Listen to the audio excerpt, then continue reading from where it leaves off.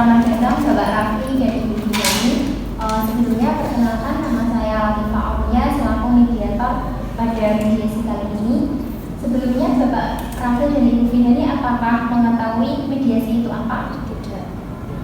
Baik, saya jelaskan secara singkat. Mediasi itu adalah sesuai dengan Perma nomor 1 tahun 2016, setiap perkara wajib dilakukan mediasi dan berdasarkan keputusan Mahkamah Agung nomor 1 tahun 2008 tentang prosedur mediasi di pengadilan. Dalam pasal 1 disebutkan bahwa semua sengketa perdata diajukan di tingkat pertama wajib terlebih dahulu diupayakan dengan penyelesaiannya melalui perdamaian dengan bantuan melalui mediator, di mana mediasi adalah suatu cara atau proses penyelesaian sengketa atau perkara di luar pengadilan untuk mencari jalan perdamaian.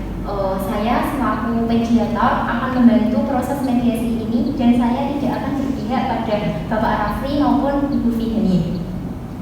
Nantinya saya akan bersifat netral. Nah, salah satu dari kelebihan mediasi ini adalah segala keputusannya nanti akan diambil berdasarkan negosiasi dari Bapak Rafli dan Ibu Fihani. Adapun agenda mediasi pada hari ini adalah perkenalan dari para pihak, dari Bapak Rafli dan Ibu Fihani, kemudian penjelasan permasalahan yang terjadi dalam rumah tangga Bapak Rafli dan Ibu Fihani. Nah, kemudian saya akan menggali permasalahan apa yang timbul dari rumah tangga Bapak Rafli dan Ibu Fihani. Nah, kemudian pada akhir mediasi nantinya diharapkan bisa mencapai kesepakatan solusi. Kemudian saya akan menjelaskan prosedur atau proses mediasi pada pagi hari ini. Yang pertama, jika Ibu Fihani berbicara, maka Bapak Rafli mendengarkan dengan baik dan dilarang memotong penjelasan. Begitu juga ketika giliran Bapak Rafli berbicara, maka Ibu Fihani harus mendengarkan dengan baik dan dilarang memotong pembicaraan Bapak Rafli. Nah, kemudian mohon nanti dalam penyelesaian permasalahan tidak saling menyerang dan tidak saling menyinggung salah satu pihak dan diharapkan menggunakan bahasa yang sopan. Baik, terima kasih. Itu penjelasan tentang mediasi. Kemudian perkenalan dari Bapak Rafli atau Ibu Fihani terlebih dahulu. Boleh dulu. Silakan Ibu Fihani terlebih dahulu. Nama saya Adan Iftita Fihani, umur saya 27 tahun. Saya bekerja sebagai ibu rumah tangga. Silakan Bapak Rafli perkenalan. Nama saya Muhammad Rafli Imawan, umur saya 28 tahun. Pekerjaan saya sopir di perusahaan. Jadi sebelum mediasi ini, pastinya Bapak Ibu telah membicarakan hal ini. Sebenarnya ada perihal apa sampai Bapak Ibu mengajukan gugatan dan ingin bercerai? Ya Bu, saya ingin bercerai karena suami saya itu merantau di Jakarta, bekerja di salah satu perusahaan sebagai supir. Dia itu tidak pernah pulang selama 4 tahun bekerja. Kan ya maksudnya di perusahaan bekerja kan mesti ada liburnya atau bule, itu nggak pernah pulang gitu. Apakah ada permasalahan lagi dari Ibu Fihani? Ya Bu, itu suami saya itu nggak pernah ngasih nafkah lahir dan batin selama 2 tahun terakhir ini. Selain itu, apakah ada permasalahan lagi Bu? Iya Bu, dia itu nggak pernah ngasih saya nafkah lahir dan batin sampai anak saya itu lupa mukanya ayahnya sendiri gitu. Lalu sudah berapa lama Bapak Rafli tidak ngasih nafkah lahir dan batin? 1 dan 2 tahun awal bekerja itu masih Ngasih nafkah, ya? masih pulang lah. Ya. Tapi 3 dan 4 tahun terakhir ini tuh dia nggak pernah pulang dan nggak ngasih saya nafkah lahir dan batin gitu. Seperti itu ya Iya. permasalahan dari Ibu Fihani ini. Nah, kemudian apakah itu benar Bapak Rafli apa yang dikatakan Ibu Fihani? Iya, memang benar Bu. Saya bekerja di Jakarta itu sejak anak saya umur 2 tahun.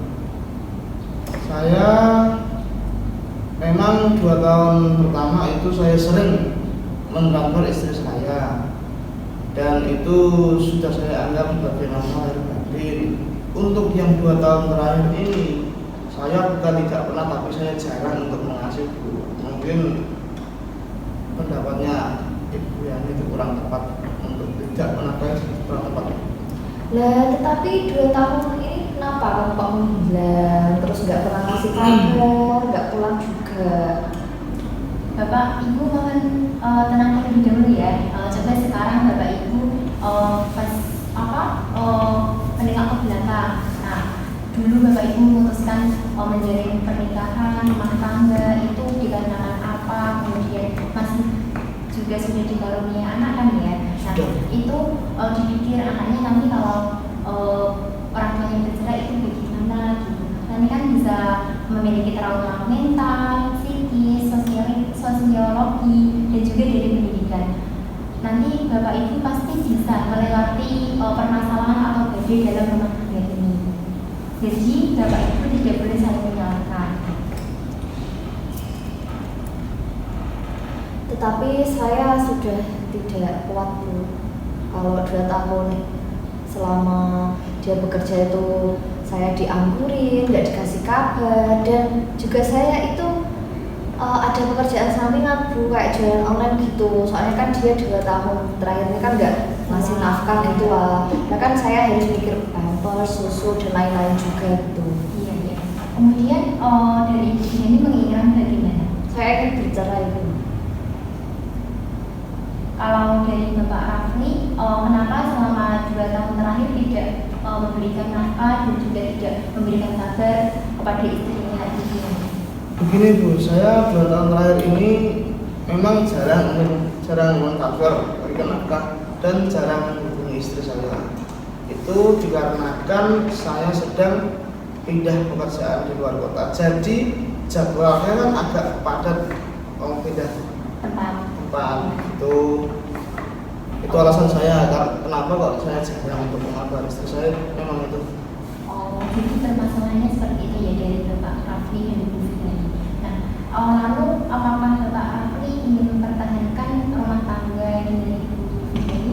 Saya tetap ingin mempertahankan rumah tangga saya. Karena apa? Karena saya sudah memiliki anak. Saya juga memikirkan kondisi psikologis anak, sekolah anak nantinya. Jadi saya ingin bertahan sama istri saya. Baik, bagaimana ini solusi dari saya ya sebenarnya siapa? Bagaimana jika Bapak tidak bisa lagi merantau ke Jakarta, tetapi bekerja saja di sekitar Kudus, terus di sekitar rumah. Nantinya kan kalau misal bekerja di sekitar rumah itu kan bisa bertemu dengan Ibu Fiani, bisa bertemu dengan anak. Nanti kan komunikasinya juga lebih baik. Terus setiap hari kan bisa ketemu dengan keluarga. Tahu juga nantinya kan bekerja dimanapun kan rezeki sudah ada yang ngatur. Terus juga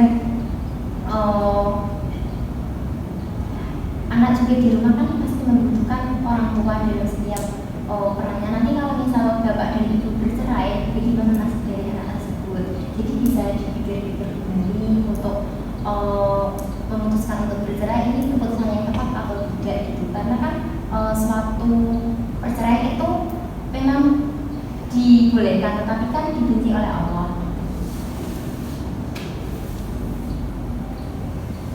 Bagaimana Bapak Rafli, apakah setuju? Saya sangat setuju. Saya akan melakukan apapun jika rumah tangga saya masih bisa dipertahankan. Saya sudah memikirkannya Bu, dan insya Allah ini keputusan yang tepat, udah mantap. Saya ingin bercerai.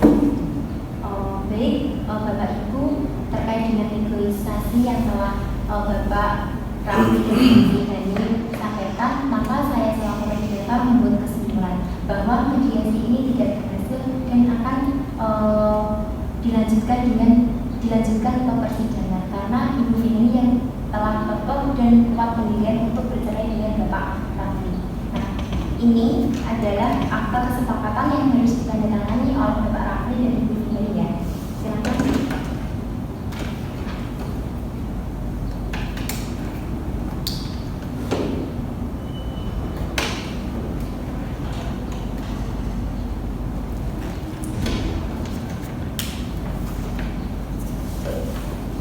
Baik, terima kasih. Ini akta kesepakatan dari mediasi yang telah kita lalui. Saya